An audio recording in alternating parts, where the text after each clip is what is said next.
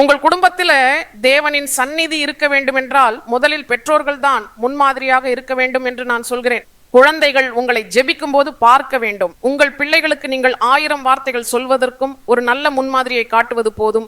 அது 1,00,000 வார்த்தைகளுக்கு மேல் மதிப்புடையது. உங்களிடம் முன்மாதிரி இல்லை, ஒழுங்கு இல்லை, தேவ பக்தி இல்லை, உங்கள் பிள்ளைகள் உங்கள் வாழ்க்கையில் வசனம் ஜெபம் காணவில்லை என்றால் அவர்கள் எப்படி உங்கள் வழியில் நடக்க முடியும்? நீங்கள் சொல்வது போல் அவர்கள் எப்படி நடக்க முடியும்? முன்மாதிரியை காட்டுங்கள், ஒரு நல்ல முன்மாதிரியை அமைக்குங்கள். மாடு சங்கிலி போடினால் கன்றுக்குட்டி ஒருபோதும் மேட்டில் ஏறாது என்று சொல்கிறார்கள். அந்த கன்றுக்குட்டி எப்போதும் அந்த மாட்டை பின்தொடரும். நாம் எப்படியாவது இருந்தாலும் பரவாயில்லை என்று நினைக்கலாம். ஆனால் நம் பிள்ளைகள் எல்லோரும் நன்றாக படிக்க வேண்டும், ஜெபம் செய்ய வேண்டும், வசனத்தை படிக்க வேண்டும், ஆலயத்திற்கு ஒழுங்காக செல்ல வேண்டும் என்று நினைக்கிறோம். நீ காட்டும் ஒழுங்கு எப்படி இருக்கிறது? அதையும் நீங்களே சுய பரிசோதனை செய்ய வேண்டும்.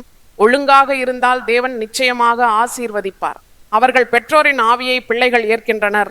பெற்றோரில் இருக்கும் ஆவியை தேவன் பிள்ளைகளுக்கும் ஆசீர்வதிப்பார் என்று சொல்கிறார்கள். தேவனுக்கு ஸ்தோத்திரம்.